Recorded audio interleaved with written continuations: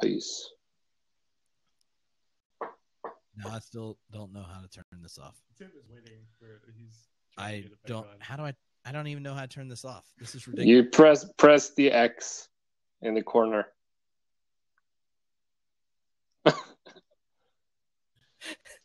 This morning I might be talent. This morning I better dress for the job. I'm going for talent. All righty. Here we go. All right. Hello, Homebrewed Christianity blabbers. That's right. Blab is a very exciting thing on the internet. It's like Periscope for four ways. And by that we mean four streaming video screens. And you can go off and on. You can turn a different video off and then back on and talk to people. That very thorough and clear description of Blab is really helping you if you're listening to this on a podcast. So I just want to say you're welcome. It's like chat roulette. It's like chat roulette, but without as many bullets, if you know what I'm saying.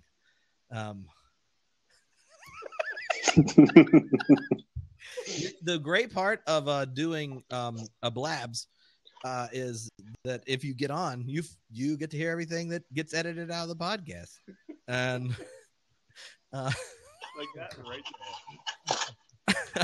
Anyway, so we're going to be answering a bunch of questions people sent in, and then if a live blabber, you can leave a message on the side, and then the voice of the people, Paul and Nasty Nate, he actually likes to be called that. You left out the big Nasty Nate. He does not like to be called Nate, just only if big nasty's in front of it.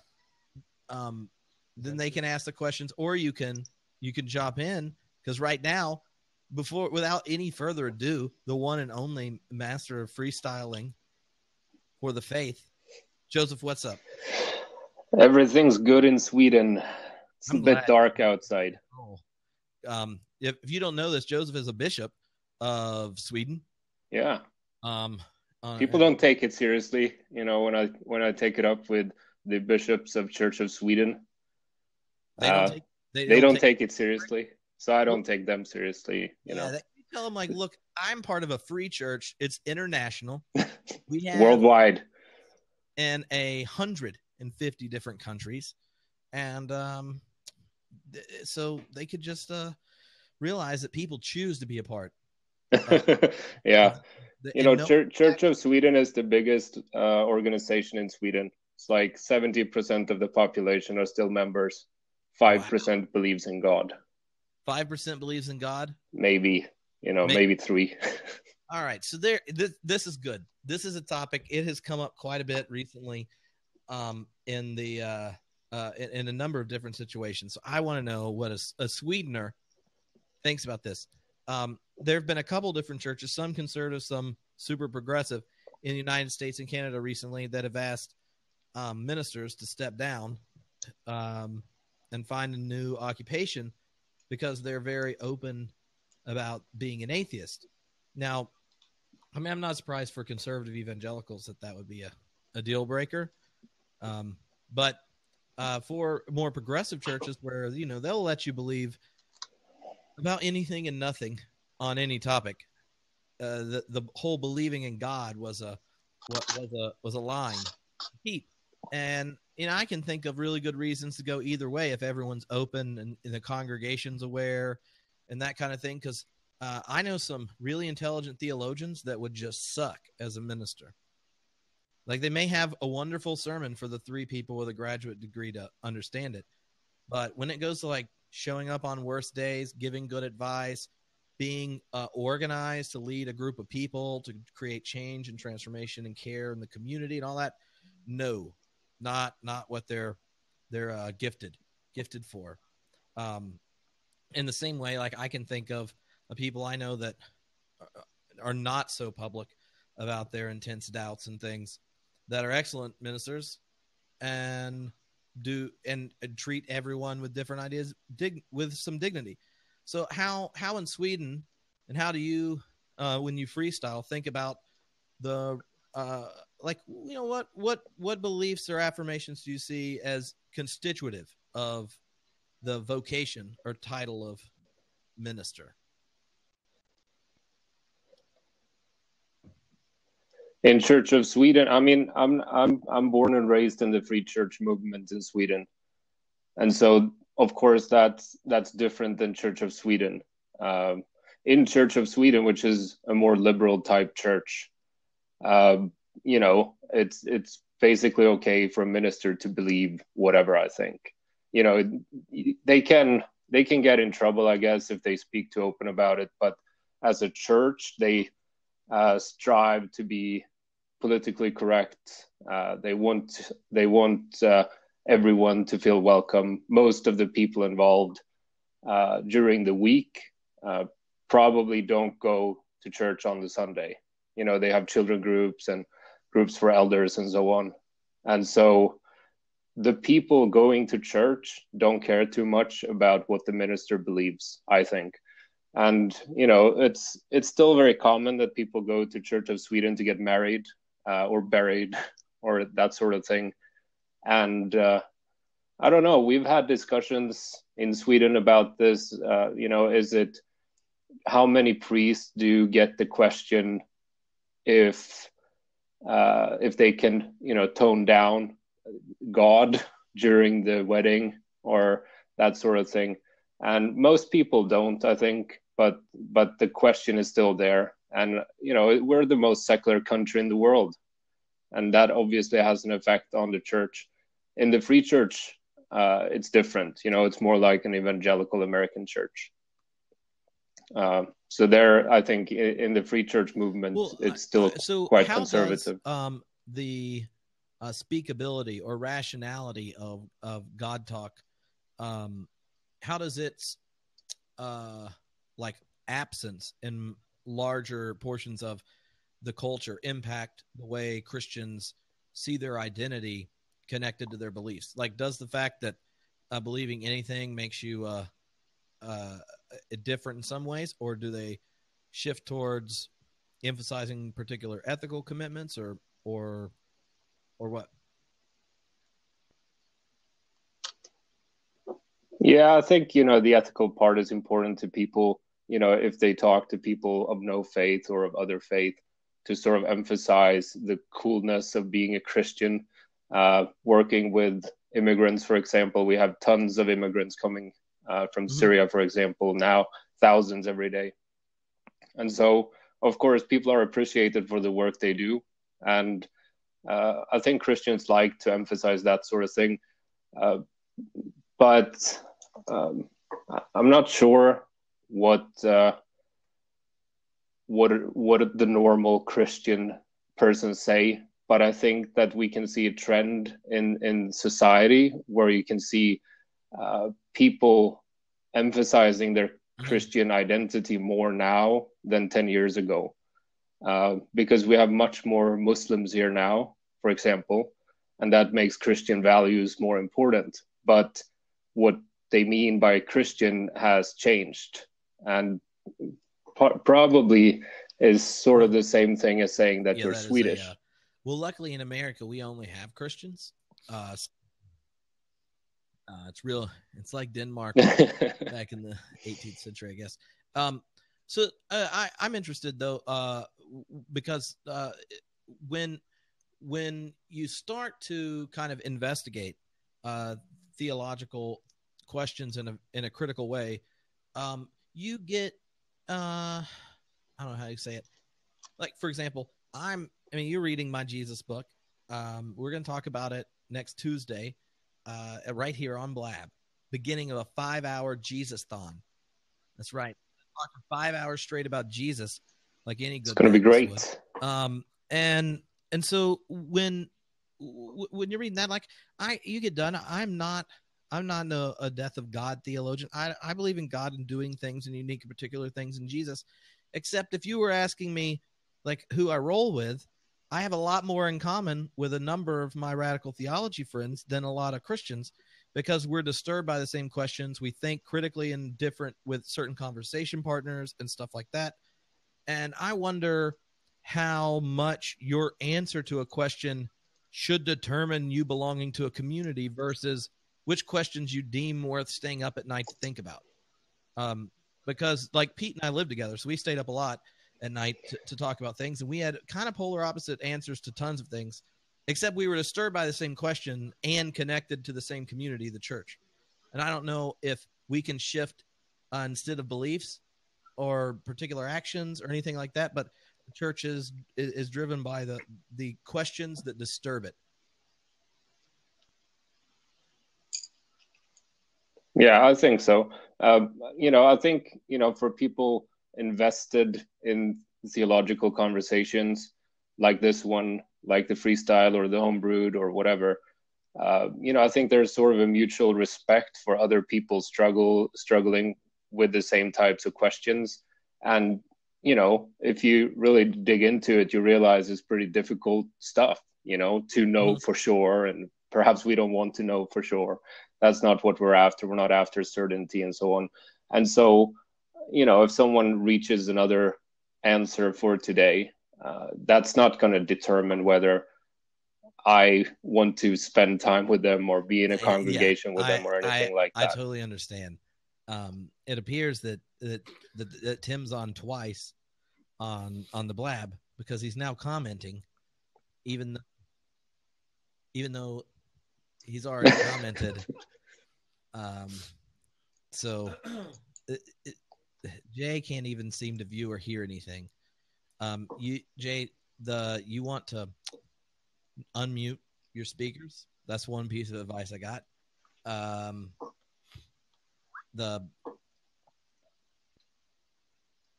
I must say, Trip, when I had my baby on the last time, I got like 40 claps in 2 minutes. You just and now I only have 2.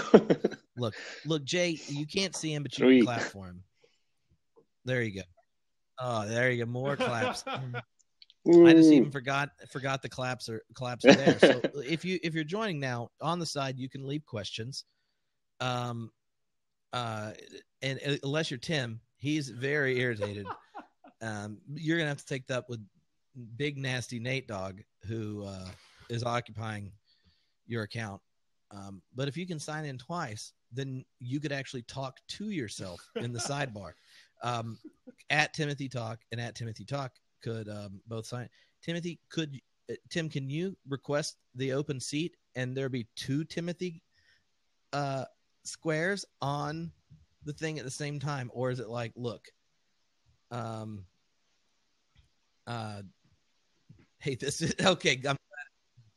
That's all. Anyway, for those of you that are extremely confused,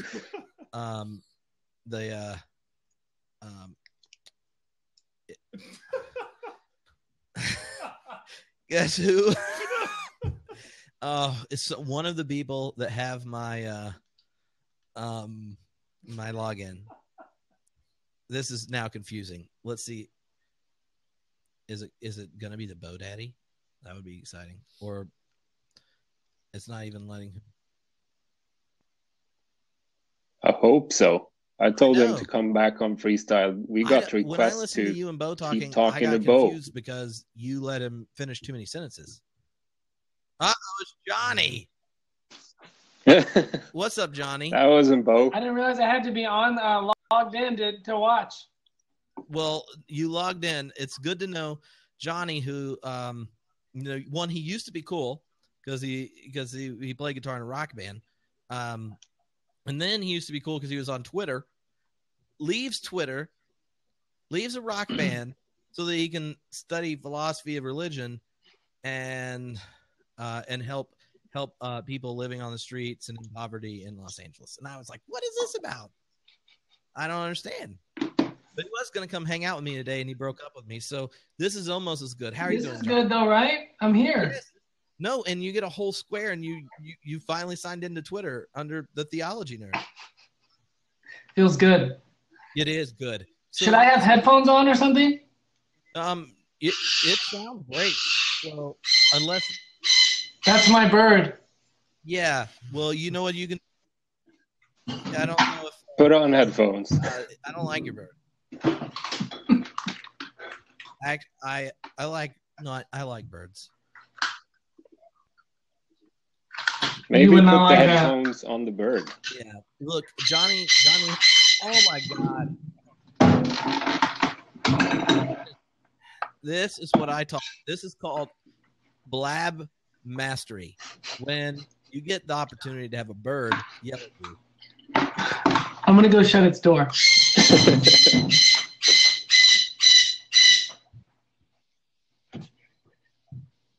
So this is the stuff getting edited out later. Exactly. That's right. That bird. Well, Johnny can't murder it. Johnny collects homeless animals, and feeds his plants. Chicken turds.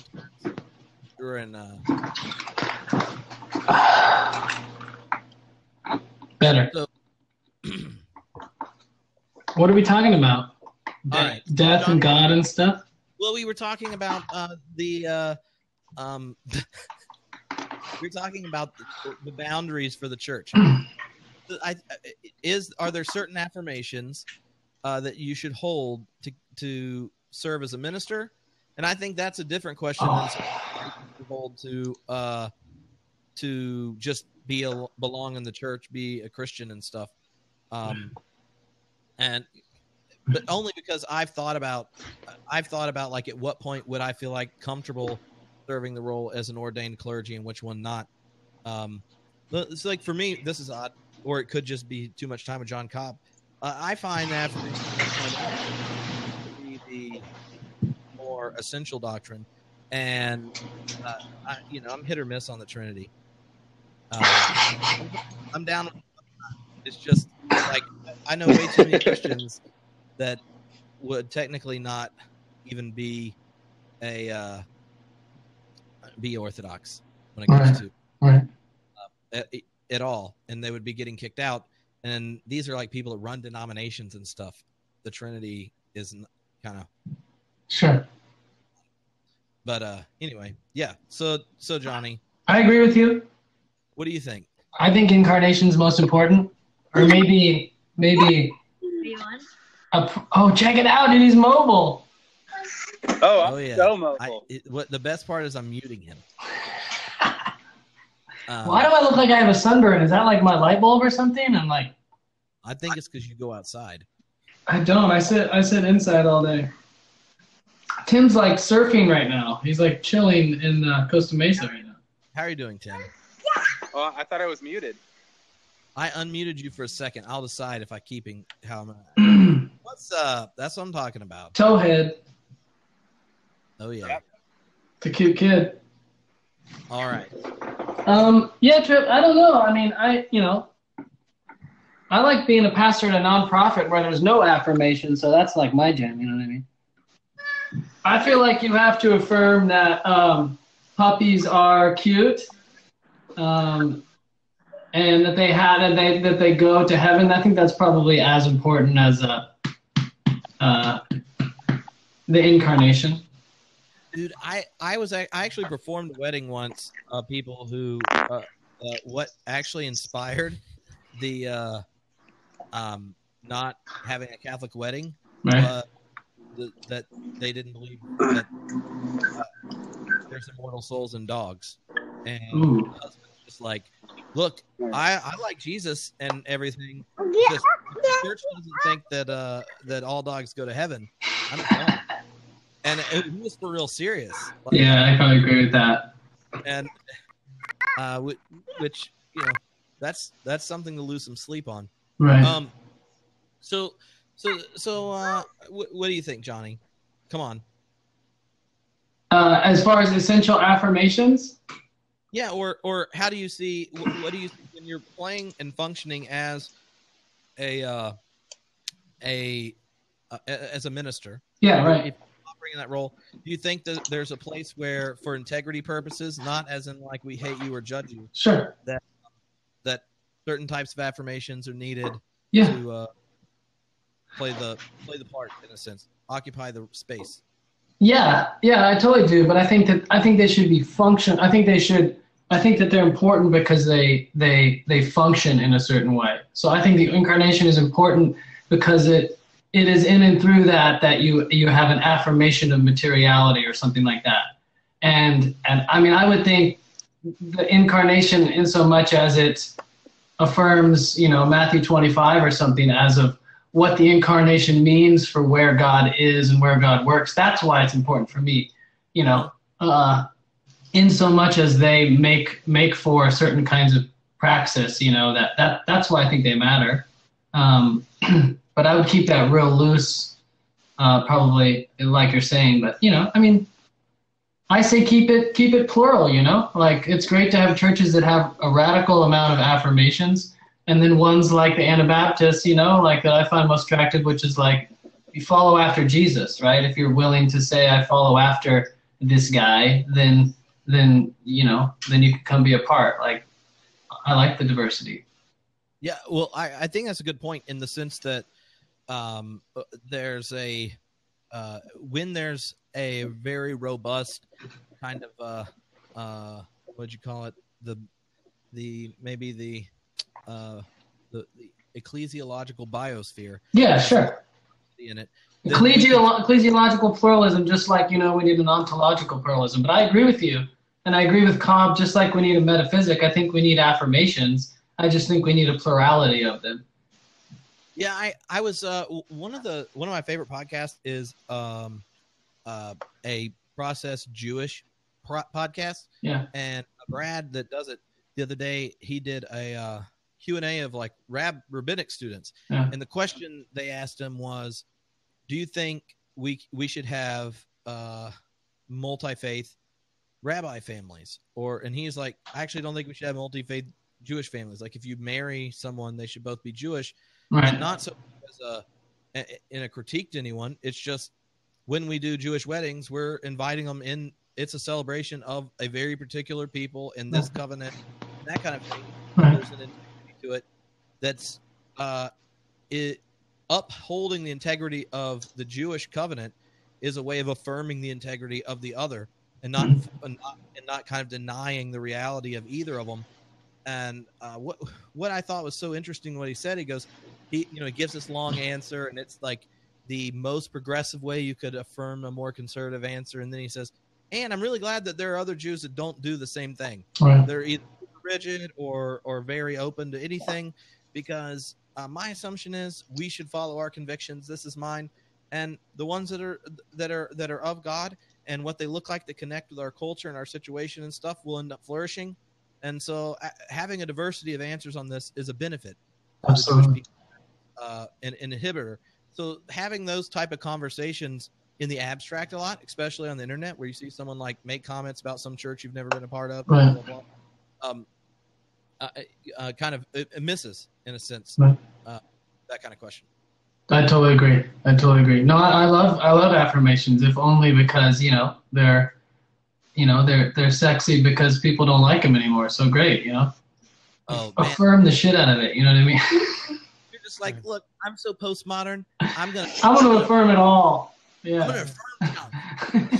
Yeah, exactly. Creed, no crossing the fingers. Right. Well, every word as it was at each council. Right. Can't do okay, so we actually have questions that got sent in. So Paul is going to read it, though he's not actually on the screen right now. So are you going to call back in as other Tim, or are we leaving it open for Tim? He said he was going to be back. Okay, he'll be back. Then you'll hear a voice of the gods, which is also Paul Phillips. I better read mine first because life is too short to bother with other people's questions. So how do we live out the concept of unity per John 17 in a deeply divided world, i.e. Franklin Graham and the Pope? Ooh. Now, you may want to say some follow-up, but just to give our... Where's my BIBLE? One of the things to think about if people aren't completely aware of what John 17 is, this is Jesus's super, super long prayer in the Gospel of John. And this is right before he goes, he's arrested. And so it's Passion Week, just washed some feet of the disciples. And, there's no Eucharist moment in John. It's washing the disciples' feet. And then he says, praise to the Father, like, let them be one.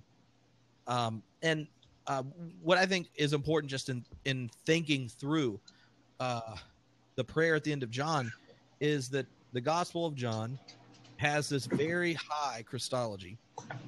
And part of the way the Christology is so high in John is it's a Logos Christology. And what it does at the very beginning of the Gospel, it says, in the beginning was the Word was God with God, and all that kind of junk. And then the Word became flesh and rocked out in JC. Well, the incarnation then, like the life, ministry, death, resurrection of Jesus, becomes the material expression of God's one generative, creating, sustaining, life-giving, all the way to consummating Word. This is a rational principle in all of creation. It's it's very like it's simultaneously the personification of God's love and the ground of being and the Tao. It's like the concept of the Word of God has this huge deepness to it. And the crazy thing about Christianity is that we said it got so up close and personal that a homeless Jew is how we figure out the details. Right.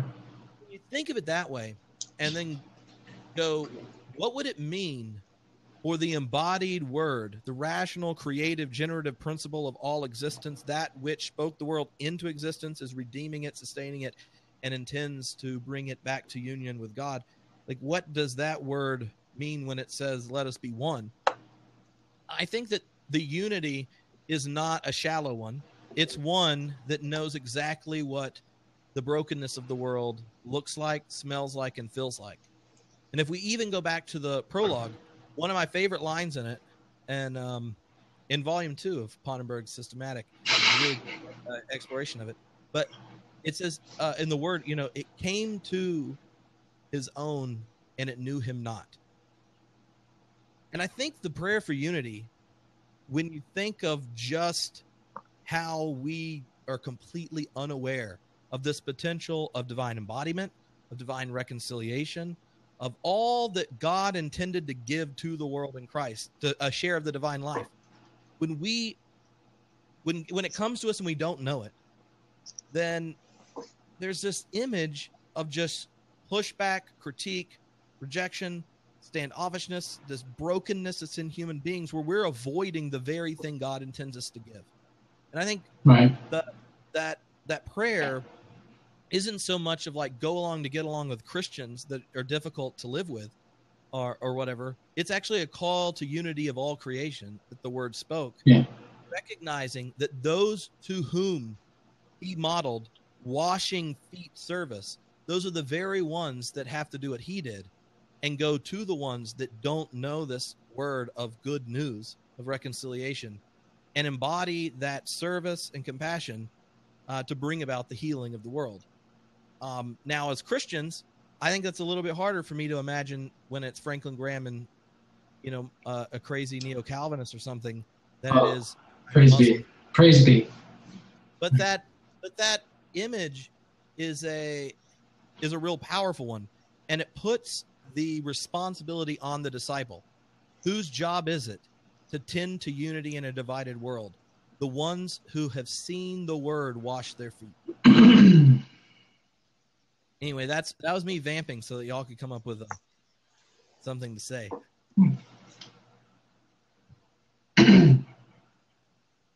Yeah, I can say something short, and then I'll leave it to you guys. But I think that the question in itself sort of presupposes that there is perhaps this sort of essential Christianity, which perhaps the Pope or Franklin Graham doesn't live up to.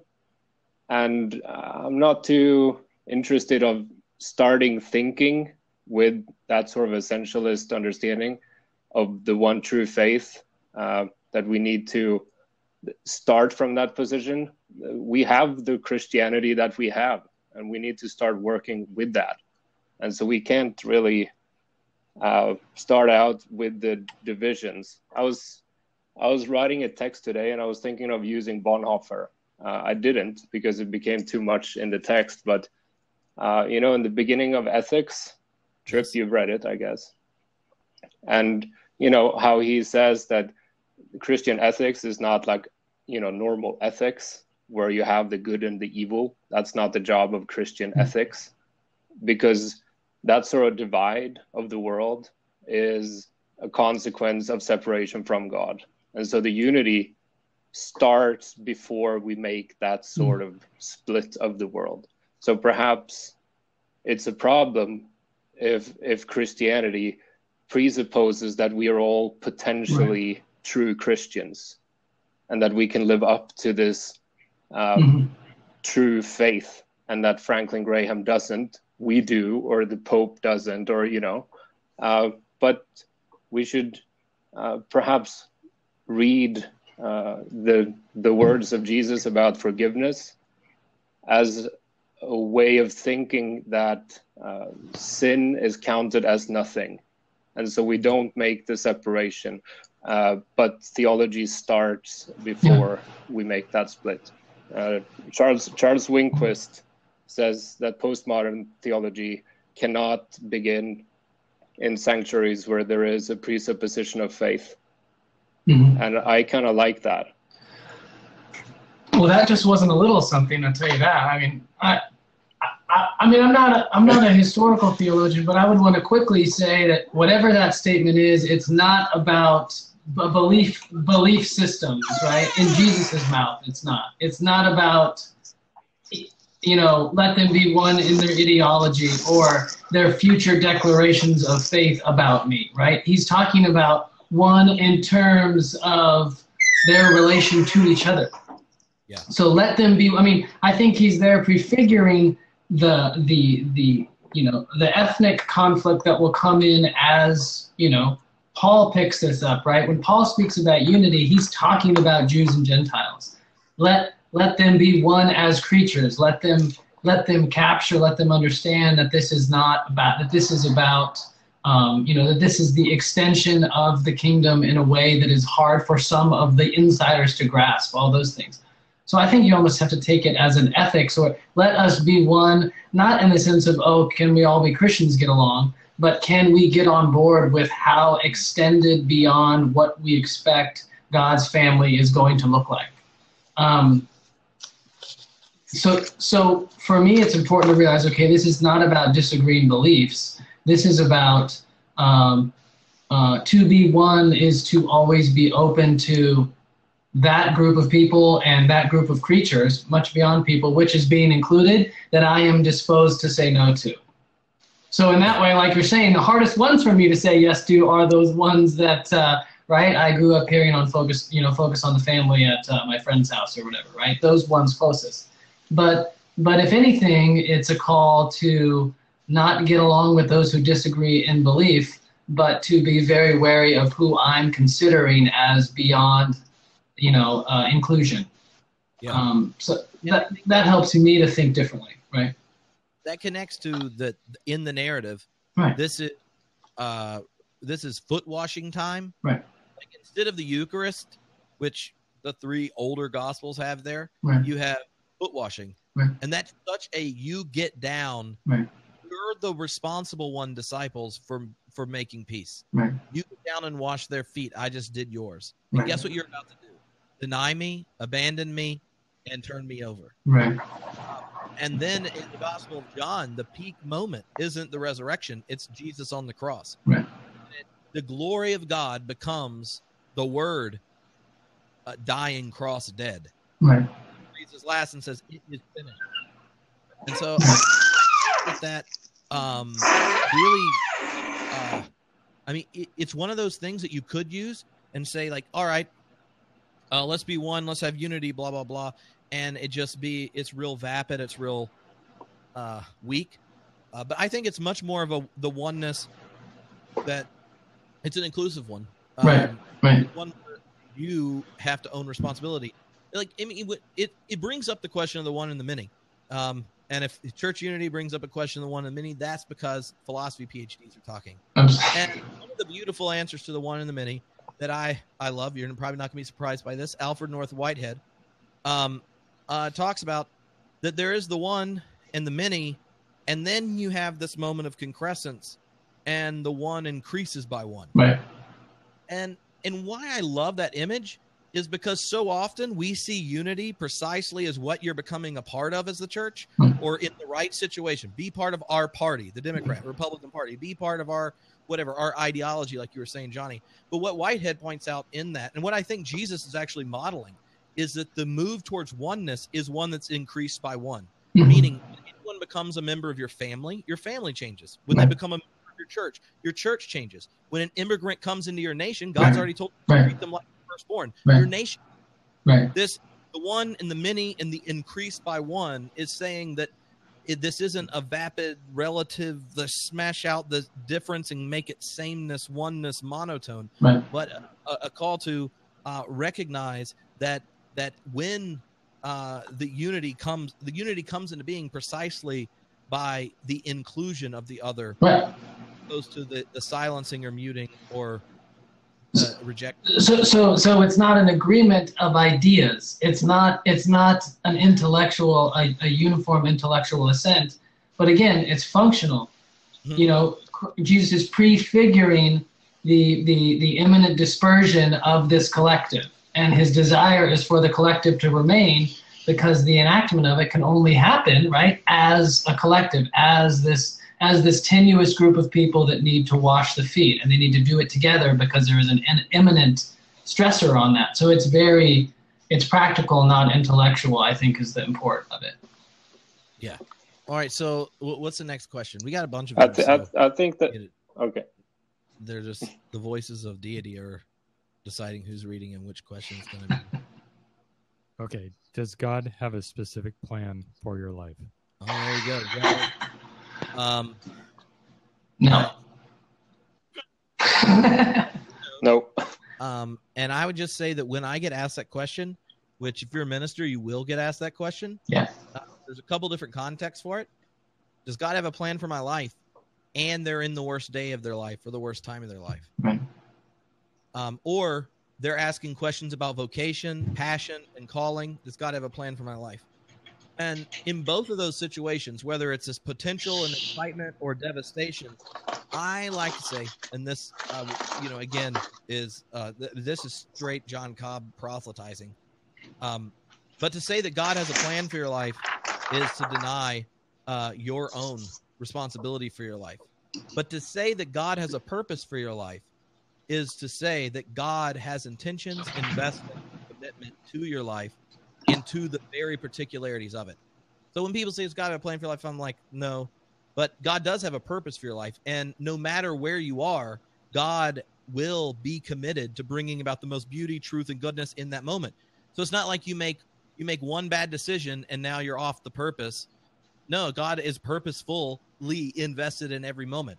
Whether you're playing guitar in a band, whether you're in Sweden on a podcast conversation, whether you stop working at church and start working at the hatchery, whatever it is, even if you've made the worst decision of your life or whatever, there's no place the plan's done. God's purpose is for the beauty that could come into being in every next moment. And I think when you switch it around, rather than just telling them no, and they're like, oh, darkness, nihilism, cold death, when they hear God, but God does have a purpose, it's actually that's a way of affirming God's self-investment in every situation, be it the worst day. Well, no, this is something, evil happens. This is something that isn't good. Let's go ahead and call it that. Sure. You don't have to put God's stamp of approval on it, but that doesn't mean you can escape the love of God. That God's love extends to Sheol and it extends to hell, and there's beauty that can come out of it. So, yeah. Tim asked, does that mean we should be more purpose-driven? How is this different from Bro Baptist Theology and Orange County megachurch? I don't hang out in Bro Baptist megachurch, but I do know that The Purpose-Driven Life is a Calvinist book, which is just odd. If you are a Calvinist, the idea of purpose is just problematic because that's a teleological word, which means that there are intentions of possibilities, and that there's a range of options that could come into being, and there are purposeful intentions to it. But if there's not options, then there's no such thing as a purpose. It's just the single will of God before the foundation of the earth. But I don't ever go to Rick Warren for internally consistent theology. What kind of theology? What do you go to him for, Trip, in your morning devotional? Well, in my devotional it's different. I go really for book selling advice, patterns on T-shirts. His endorsement, like the one you put in bold on the back of your book, was really good. Like, it was really good. Oh, I've not heard back from asking him to endorse my book. He followed me on Twitter for a week. 1 week? Yeah, that's pretty good. Then, whoops! Timothy's trying to jump on now. What's up, Timothy? There he is. So I think that's a hard question. I would probably.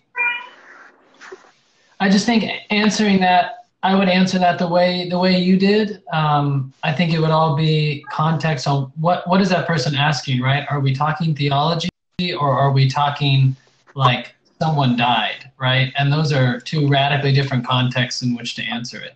Or even the men you work with. Absolutely. How do you talk about the presence and purpose of God?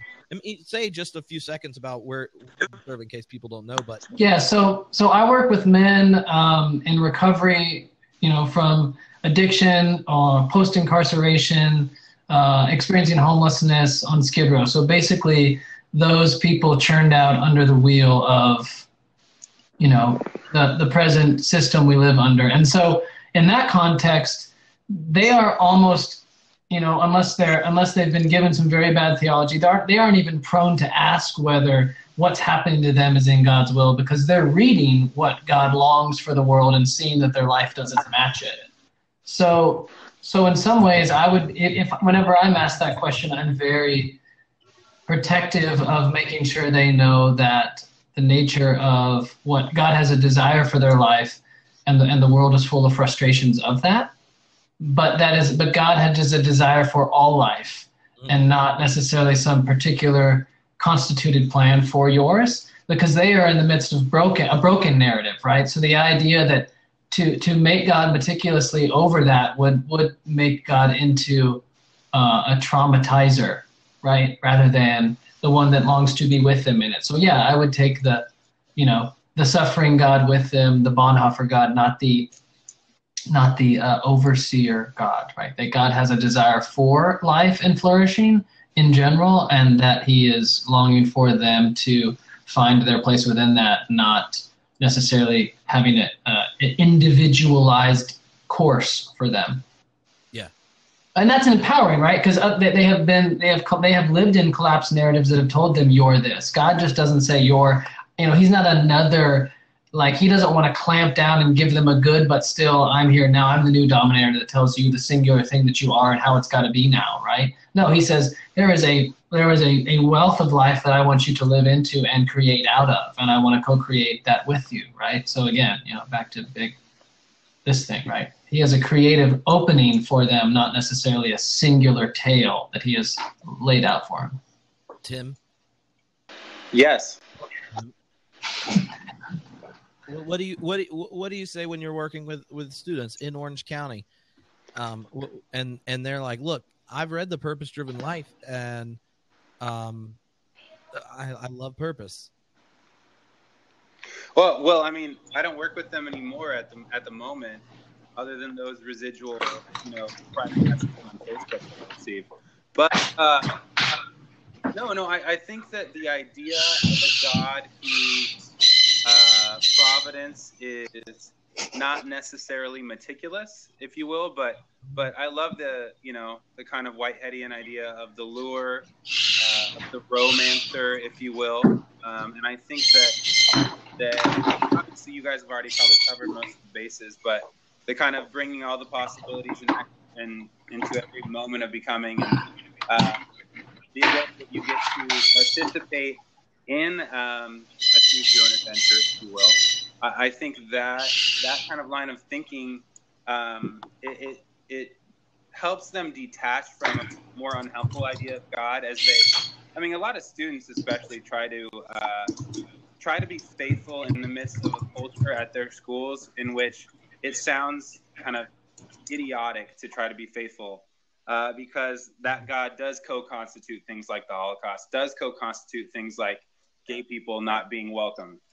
So I think releasing that providential idea to become more open, more processy, obviously, is very helpful, because you still get to go, still God, still Christian, but the way that we get to participate and respond in the moment is one that frees the conversation up. But I mean, to be honest, if we're talking high school students or especially junior hires, they don't always wrap their minds around that at that age. So, yeah. Well, but I do think it's one of those universal human questions, and even post a particular religious tradition, people tend to ask about purpose, meaning, that kind of thing. But Trip, what's one of the next questions? Or is Joseph waving at me? Yeah, can you hear me? Good. Okay, so because I was thinking, to go to the presuppositions of the questions again, which we don't in pastorally in an intent.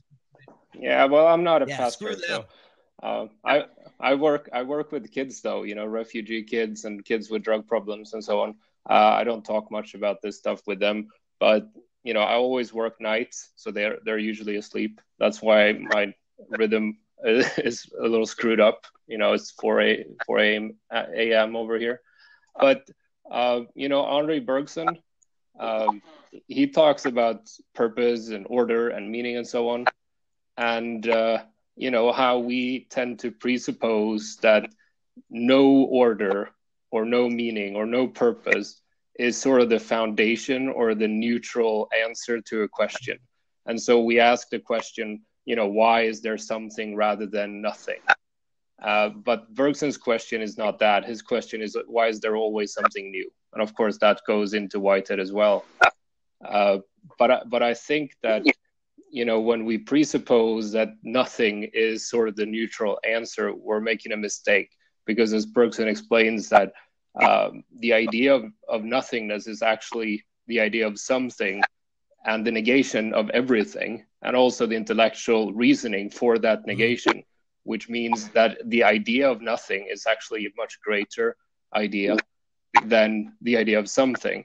And so, we experience meaning and purpose in our lives, and I think that's where we should start, not ask if there's like this grand underlying meaning beneath it all. And if there's not, then everything is meaningless. Yeah.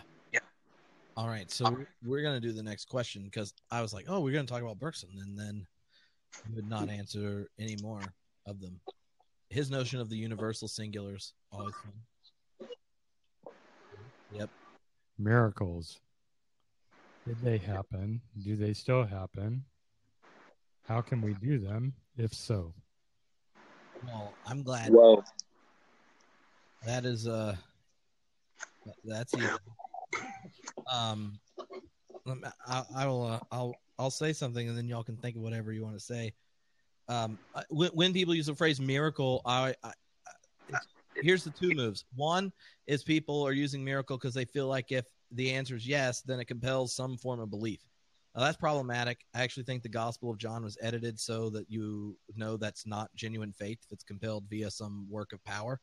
But anyway, but miracle so often is actually defined by Hume, which is an odd place for Christians to get their definition of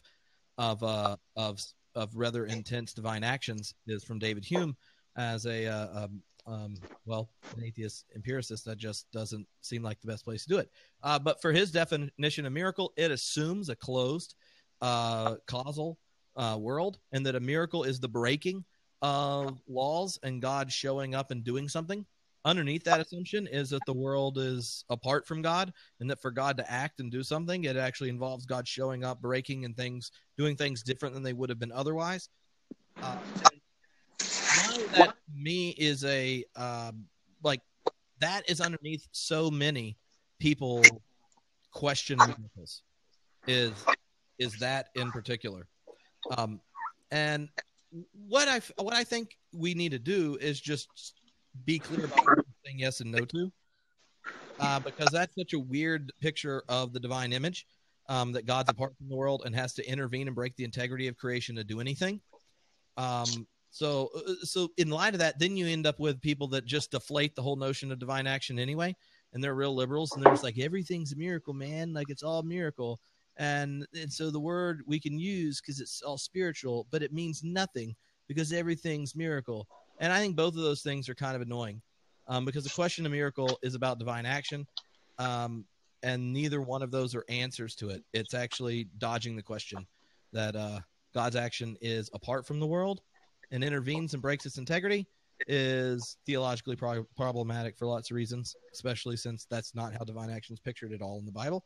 And then the whole like everything's a miracle is odd, given that the whole divine God-world relationship of Scripture is the world's not as God wants it to be and intends it to be and has a future for it that's unlike it is now. To call it all a miracle is to reject the entire trajectory of salvation history in Scripture, which is fine. It's just not Christianity. Anyway, so now one of you can say something. That was every time I hear their miracles, it drives me nuts. So yes, if depending on how you define miracles, they can happen. They happen today, and all that kind of stuff. Yeah. And I found even famous atheist-ish philosophers, if they've been drinking, will tell you something they'd call one if their philosophy allowed for them to be one, which is odd. Right. Well, one of the things I always say when that question gets brought up is we actually already believe that when we talk about God's activity or God's healing work, we already actually believe that God does that within the determinism like of this universe that God has set up. So like there's a reason that, you know, if there's a child born with Downs, we don't pray for God to somehow, you know, remove that. Not that that's even, a disability per se. But what I'm saying is like, or as Michael Scott once said, have you ever heard of somebody who's had their kappa detated from their body? Like if somebody gets decapitated, we don't sit there and pray for God to kind of bind the sinews, bind the skin cells, and like bring that person back to life, because that kind of activity is that outside of the framework, outside of the determinism kind of stuff. So the fascinating thing is that when you talk about miracles, you're always talking about, even the stories you've heard, you're talking about things like limbs growing. You're talking about things like the cancer disappearing. You're talking about things like somebody who was unconscious or dead being brought back to life. And those kind of things are a lot more fascinating, because then if we're actually, you know, the witnesses of those kinds of events, then the restoration that God's participating in that moment is always one that's within the the bounds of our natural order. So again, I mean, Tripp kind of alluded to the fact that there's this binary that gets set up that's kind of Humean, if you will, but it's the supernaturalism and the naturalism. And so I found the panentheistic articulation of God to be really helpful, because it's something that's present and, again, co-creating, but also working within that. And one of my old professors used to say that God is always working and active in real yet, you know, unmeasurable ways. And so that's one of the ways that I think about it. It's been helpful. Yep. I have nothing to add, really. I think, you know, this is what in Sweden would be an evangelical question and not a Church of Sweden question. So you can get something of the context in Sweden, because you know, the question itself has a background. You know, asking the question is miracles still going on? Have something to say about, yes, we know that they actually did happen before, and you know, I'm not sure, you know, what people have with them into the question, and I think that has a lot to do with what I would actually answer to it. But I do think it is important to especially when you encounter someone asking that type of question, to think about it, because the way you imagine God's action in relationship to the world really changes where you're looking for God, and it changes what your expectations are, and it changes what divine presence would or wouldn't look like. You know what's odd, and we brought it up earlier, or maybe Johnny mentioned it, where he was just like, we were talking about the unity of the church. Well, why wouldn't the unity of the church be where Jesus said he would be, right? Like in helping the other. And when you, Jesus never goes like, look, here's what's going to happen. Y'all are going to be able to throw lightning bolts. You're just going to be walking around with jazz hands that bring the dead back. But he does say, like, well, that if you want to encounter me in a dramatic and powerful way, to go to the Eucharist table or something. Like, you meet Christ there as the body of Christ. Go to wherever 2 or 3 are gathered and they share the time and space together, Christ is present. And that open, honest relationships. And whenever you care for the least of these, I'm present there. Like, I feel like if you think of the spirituality of that, or the piety that's created by a question, do miracles still happen? If so, how they happen? And can I get a bucket of that juice to shoot?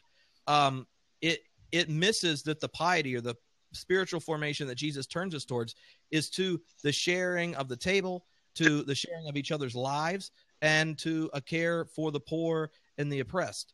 And so if you think of where Christ said he was going to be, where do we expect the energy, power, and transformative work of God to be? It should be wherever Christ said he was going to be, which is not in juju juice. Yeah. And I'm glad you brought that up, actually, Joseph, because I'm far more theopoetic than I let off there in that answer. But when I have to engage that question from, and we are sitting here on the West Coast, so that is a highly more evangelical kind of West, United States type of question. When I have to play the metaphysical game, that's kind of the answer that I give. And Tripp's a far better metaphysician than I. But yeah, when most people ask that question, they don't want the kind of the theopoetic like kind of answer to it. So I feel like that playing with the metaphysical language in that sense, and I lean process anyway, so I think it's helpful when trying to think through the way in which you relate to God as a proposition or an ontological God or God's activity. So yeah. I can say I've lived in America for a few years. I lived in Hawaii though, so people say it's not the U.S. But I lived, I can see it. But I lived with lots of mainline people. So, but the thing is, the American context is different here. I think to me, it's more about being active myself, in the life of other people. I think sometimes that type of question has to do with what can God do for me, the magician in the sky. And, that's rubbish. We shouldn't be thinking like that. But if we think about miracles, whatever that would mean then, but can I be a miracle in other people's life? And that would be, in a sense, to answer the call of God upon my life or the lure of God. And, in that sense, to them, I would be a miracle. And if we could all have that sort of mindset in our congregations, that would be a pretty amazing place to be. You're a miracle to me. You're a miracle to me, Trip. Scratching each other's backs. What's the next question here? Because, Tim, you're signed on here, we had to sign you off from the hatchery. Right. So you have to pretend that you can imagine seeing Nathaniel. No, I've got a mental image of it. All right, hold it right there. They can say something. Okay. Will anything I do really make a difference, or is it all futile? Ooh.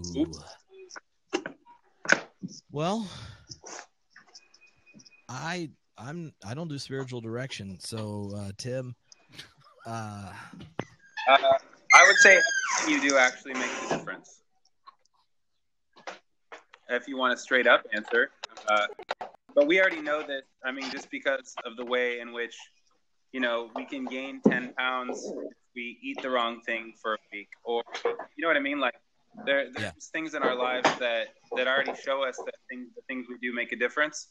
And I don't know if what was behind your question, Nathaniel, if it was more metaphysical. He's just reading questions that people submitted. Oh, really? Yeah. I'm looking through the chat. I didn't see that. So. No. There are ones people had already sent in. So. Oh, cool. I think that's fun because you can take the question either way. Yeah. But I do think the question, like, can I make a difference? Part of it is just to think, becoming a virtuous person or doesn't mean you do stuff to make a difference. You do stuff to become a person who can live with a wholeness and integrity and live deeply. And that does end up making a difference. But I feel like there's a real big difference when you're trying to do something to make a difference and you're trying to do something because you're becoming the person that does those type of things. Right. And you can I suck at being romantic, and I've read books on being romantic to try to like flirt with my wife and stuff.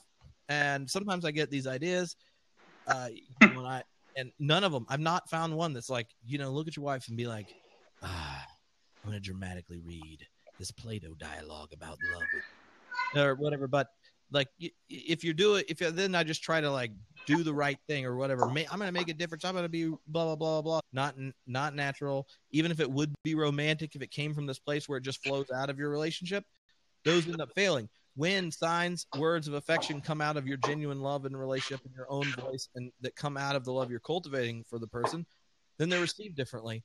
So when people ask, like, does anything make a difference? I hear it often as, oh, God, this world's so screwed up. I don't know what's going to happen. The planet's going to eat us. We're all going to die. It's going to have been useless. And that's like a temptation sitting there to just like give up, check out, and push off. And I think that's why I try to reframe it to the not so much like, does it make a difference, but what does it look like for you to become a person that just lives out and embodies the life, virtue, characters you want to have. And now Joseph's going to complain about that sounding too Aristotelian, I'm guessing. No. I was thinking of Simon Critchley. Just as I scribbled something down here, because Simon Critchley, do you guys know who he is? Mm-hmm. He wrote a book called Faith of the Faithless a while back. He says that his temptation, of course, he's not a Christian at least not in the regular sense of the word, but he says like the temptation to him at least is passive nihilism, in the sense that we can't change anything, so why bother? And I think, looking at, I worked in schools and I work with kids, or at least teenagers. And I think you can see, when they study, for example, about ecology in school, and, they feel, why should we bother to actually try to do something with our lives? Or why should I study hard? Or why should I try to get a job if all just goes to hell anyway? And I think that's sort of it's a temptation. And perhaps it's pretty realistic to think that way. But I think that we should at least try to find ways of thinking that opens up for us to be creative participants. And of course, and to go back to Bergson, I wrote a text about him today, so I got it fresh on my mind. But, he criticizes that sort of old notion that being is given. And when you take that away, and we don't need to go into the details, but when the whole of everything is not given, of course, if something changes, everything changes. And so whatever we do have an impact on everything, which is pretty mind-boggling to think about. And I guess, if you have some sense of responsibility for your actions, that puts some pressure on you as well. So for some people in certain situations, you probably need to be careful in telling them that everything you do makes a difference to the world and everything might go to hell because of you. Yeah. If that's the way they could read into it. But of course, I think everything that we do actually makes a difference. Yeah. And like, even with the example Tim was giving about like how your patterns have output and affect things, I think the question is, how much of yourself do you want to take ownership of? How much of your choices do you want to have with intentionality? And recognizing that a part of the pattern of discipleship is learning to be more aware of yourself, your passions, your emotions, your shadow side, and how it determines you.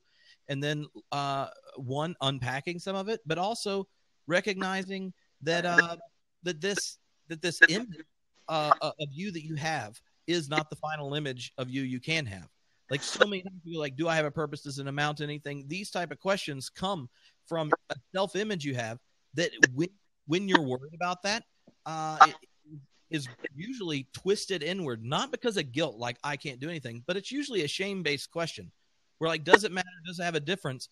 It's usually because you are sitting there wondering, and then what you hear are voices that tell you you're not good enough. You're a waste. You've already failed, and that kind of, and then you believe those to be true, so true that they become the proclamation over you. They end up having sovereignty over your body, over your freedom, over all these type of things. And actually, why?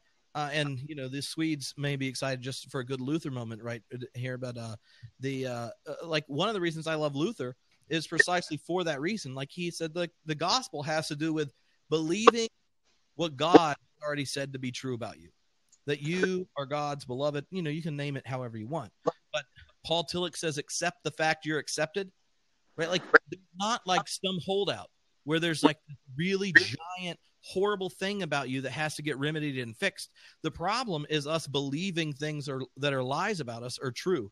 And then we have the shame, we have this weight, we dwarf, we don't have imagination, we don't look towards things in creative ways. And then we go like, does it amount to anything?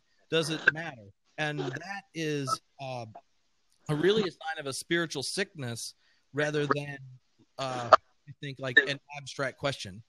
Because where would you get perspective to answer that question at all?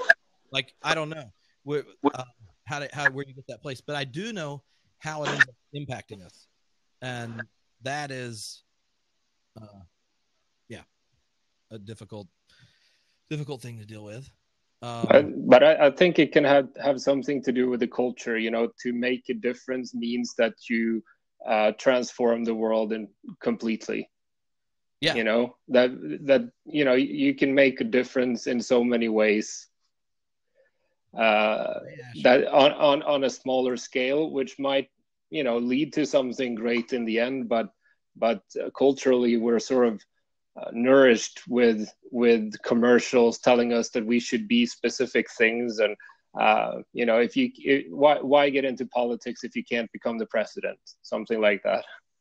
I don't know. That's why I avoided getting into politics. I didn't want to end up the president, Yeah. I just try to cut off options. One of the questions that came up on the side is it's drawing. You got to hit. I'll hit mute on you. Okay. A drawing from some of Neil Gaiman's work where the gods only exist as long as people believe in and worship them.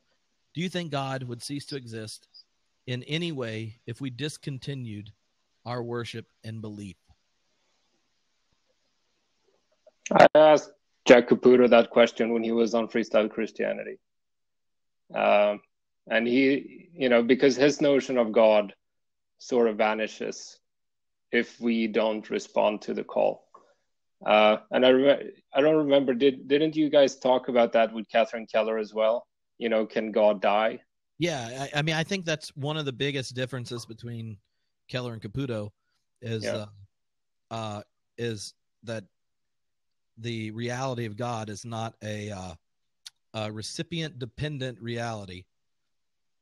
Well, also, for process people, events aren't random interruptions into things. They're just the very little droplets of experience. If you think of Caputo's events happen and there are these ruptures, process events are just everything. Yeah, but okay, so this is interesting. I can bring in this maybe because we had a discussion today, Joel and I, the guy I do the podcast with, and we talked about this. Christianity for people that are on here and don't know it. Yeah. Try to listen to the English episodes first. Yeah, I've done I've done the feeds now. So there's 2 feeds. There's one called Freestyle Christianity. All new ones are in English. No Swedish episodes anymore. Well, then you need email me it so I can put it in the post for the Yeah. video and audio. Yeah. No, but we talked about, with the events, about this sort of Caputo events. Can they still happen within your frame of mind, or are everything just smaller events? Well, I think Caputo's events and process events are pretty different. And I think process people talk about what Caputo talks about as events, but they don't use the phrase events for it. Yeah. I would say, like, specifically related to the question, for underneath the whoever Neil Gaiman's work, it's an important question. So there's a couple different ways philosophers would say that this is true. One is someone like Samuel Alexander, who is an emergent theist, and he had a notion of emergence, that God is actually an emergent principle that develops out of the evolutionary history of the world. And he develops this in his Gifford lectures, which are like, if you're really cool and a theologian that likes to talk about the natural world, that's like one of my like bucket list things, is to get to do the Guilford lectures. And so now you know, universe. But in it, he talks about there's this movement of where complexities and patterns that are generative emerge, and then it brings about a whole new increase to a whole new place that new patterns of complexity that are generative can emerge. And you get like quantum physics, and then you get generative stability that produces what we know as solid state physics, a couple dead stars, and you got a chemical periodic table, and then biological life, social biological life. These are each stages. And then a God becomes an emergent reality that's built upon all these other things. And just like if we drop a nuke, all the biological life nearby stops working, because it's like you pulled out Jenga style a whole layer of things below it. Everything that's above it goes down. Whenever, like, if you pull out stability at the level of chemicals, then biological life doesn't work if you don't have the stable things. If you pull them out the level of physics, it doesn't work. And you can go to different parts of the universe and find out what that looks like, feels like, and try to experience it if you don't want to be alive. But why I say that is because then God would cease, just like life would cease on this planet when the sun eats it, if we haven't figured out how to go somewhere else. But it remains a potential of emergence elsewhere or whatnot. And then if you get a cold death, it doesn't work out.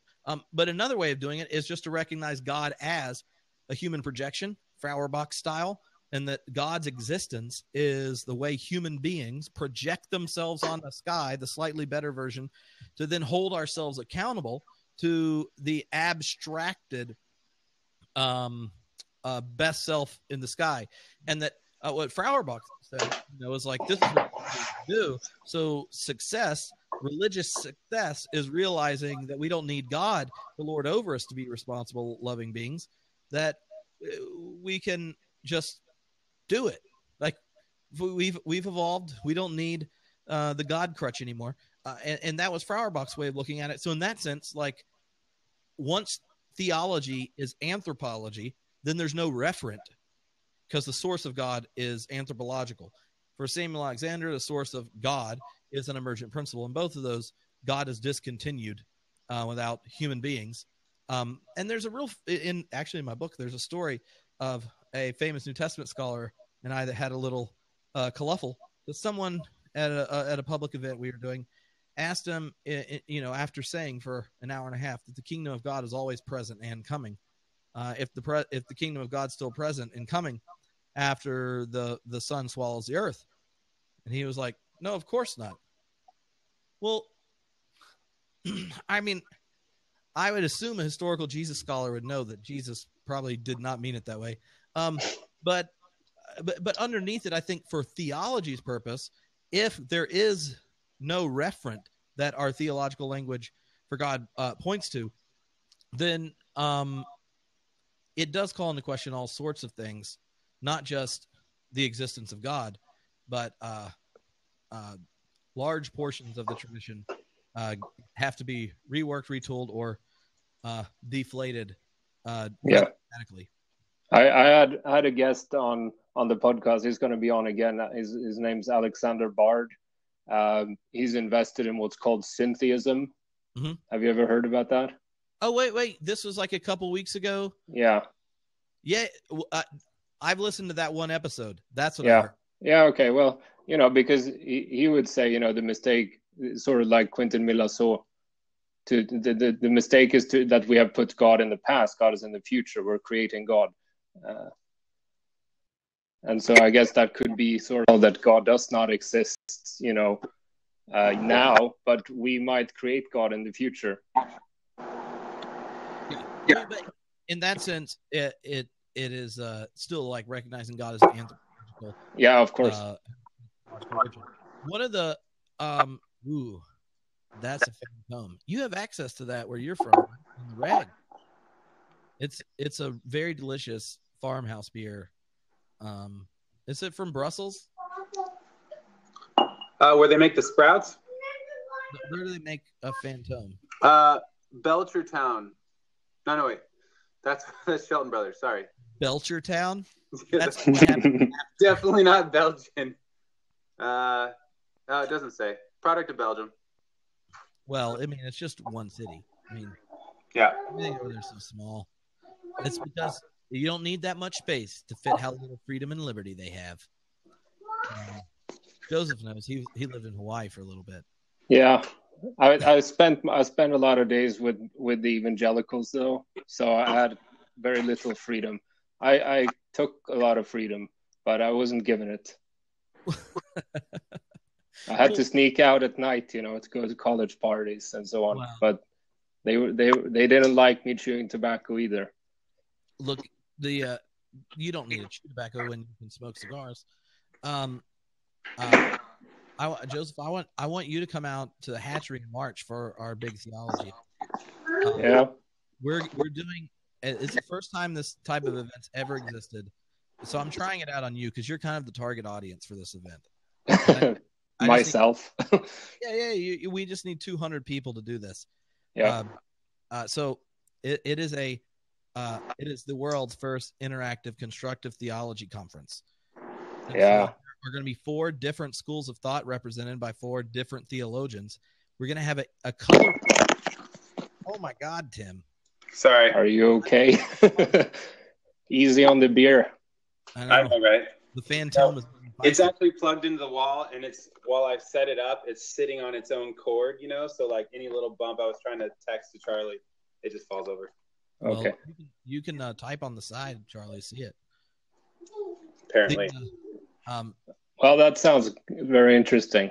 So we're gonna have a coloring book, like when you get in. So the 6 sessions will be 6 different questions in the doctrine of God.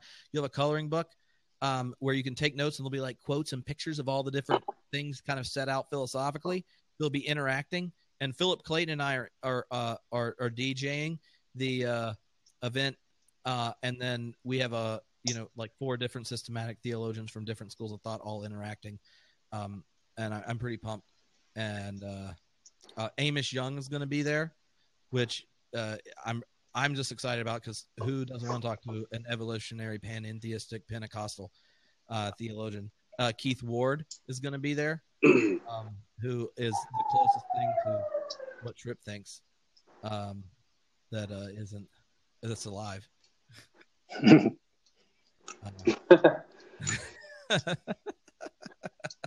Would Amos self-identify as evolutionary panentheistic? I know he's used the words, but I don't know if he's like used it as a label.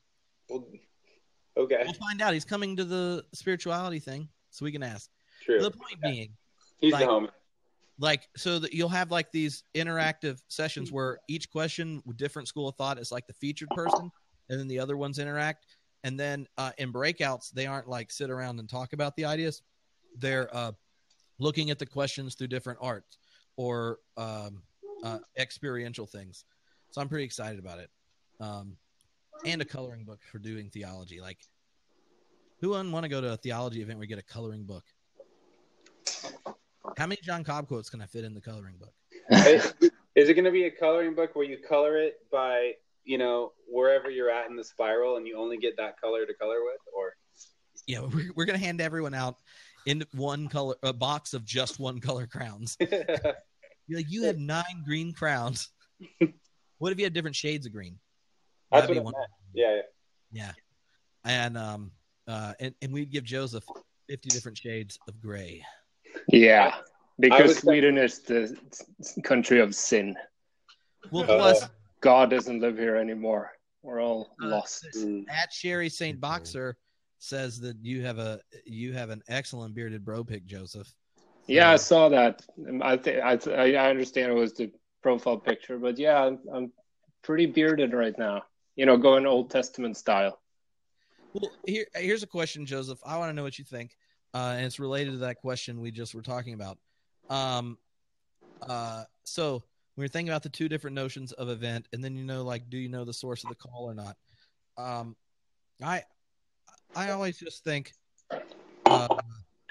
there's one of the ways I like to draw distinctions between an event and an act, and for those who do, where the reality of God is a reality that you can talk about, then the event is an act, because Christian theology is kind of based on the fact that at some point we think God said something about who God is to us, and many points. At many points, but at least one, and then there's a call to the call, or a source, and that kind of thing. You assume there's a caller. Yeah. Yes. So I'm interested, when you freestyle it, how do you negotiate or look at the different kind of boundary positions between the two? Between the 2 types of events, or act and event? Yeah, between looking at events ontologically with the reality of God as part of the metaphysical or ontological principle, and one that looks at them and doesn't think or posit or reflect on, doesn't even think that question's one that can be asked very well. I'm struggling, whether I can ask that question in a good way. What would the line between them be? One way of looking at it would be, the sort of ontological understanding, talking about events in a process kind of way, and then talking about from my own understanding of the world, where my world is ruptured, but not ontologically. There's not this inbreaking from the outside, or it's not a shift ontologically, but my understanding of the world is radically shifted. And so one such event we talked about on my podcast, that image of the kid from Turkey. Mm-hmm. You guys saw that? Because in the Swedish discourse on politics and immigration and so on, it's for 5-10 years, it's been sort of controlled by right-wing politicians. Although not that many people agree, they're still allowed to control the discourse. They define the questions and so on. And I think, what happened with that image was that suddenly that spell was broken, and we all started to ask different questions, and perhaps not even just asking questions, but actually started to act. And in a sense, that's something that happens, that changes our perspectives and so on. But I wouldn't say that's sort of an event as Zizek would have put it. Mm-hmm. Yeah. Well, what's the next question? How many do we have? So then we can time how long we talk. Otherwise. But I want to hear what you have to say, Trip. Well, we're going to talk about it next Tuesday. Okay. Well, and Jesus-a-thon next Tuesday, starting at 9 a.m.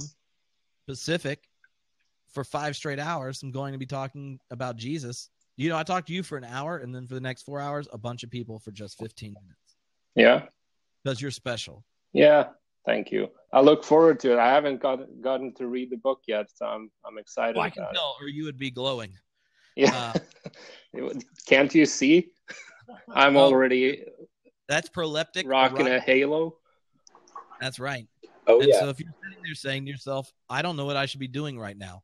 Pre-ordering my book. Boom. Comes out November 1st. Yeah. Yeah. Well, I know you would, if you had read it, you would have already asked him about a number of the jokes that run through it. Because, oh, yeah. Yeah. Well, we were amazed. As far as I know, it's a stab at C.S. Lewis, and he deserves it. I just wanted to sell as many books as he did. This is search engine optimization titling. So Nathaniel, what's the question? Wait, were you not going to answer that event question and do it next week? He's going to do it next Tuesday. Jeezathon. Because he will have read a chapter where I talk about. What is Jesus? But I'm thinking people are listening now. But I can't wait. There are quotes in it that are directly at Pete and Caputo's ghosting of Jesus that are just hilarious. Tim, you look like you have not edited the book before. Those are some of my favorite lines. Oh, I mean, I'm there. I wonder if I can search in here in the book. You see here, Trip, when you get to Sweden, I'm going to give you this. It's Swedish chewing tobacco. I probably can too, Trip. Hold on. Wait, here it is. I'll call it snus. I'm ready. And here's the quote. Yeah. Let's see. Oh, you found it? This is why the kingdom, which is already but not yet, hit more than a hiccup on the cross. If the kingdom was God's answer and God's work, then as Christ lay dead, he joined millions of corpses rightly protesting against this so-called God. A Jesus who is not raised haunts more than the church. He's the ghost who spooks all dreams of liberation and the ghoul who feeds off the death of God. Said another way, God's essence and existence are inevitably at stake in the death and resurrection of Jesus. Mm-hmm.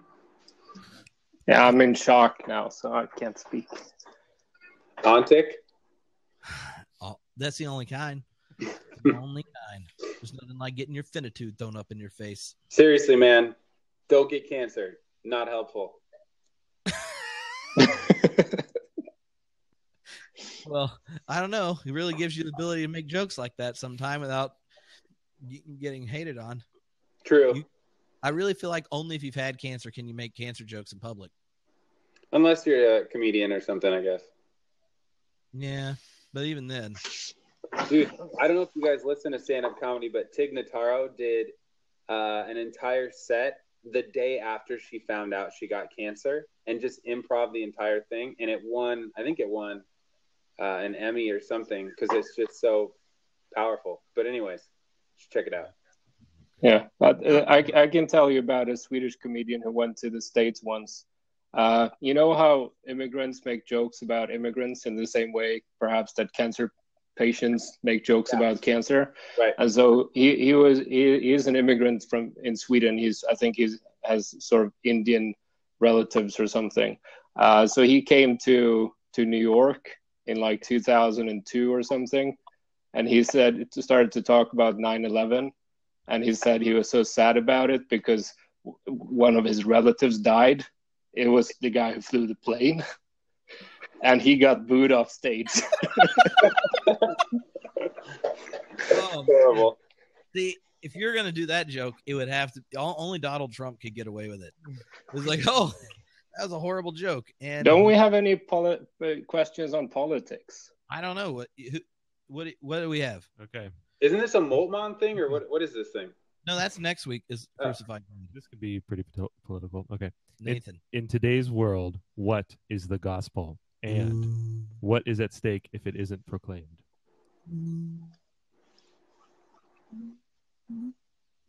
Who asked that?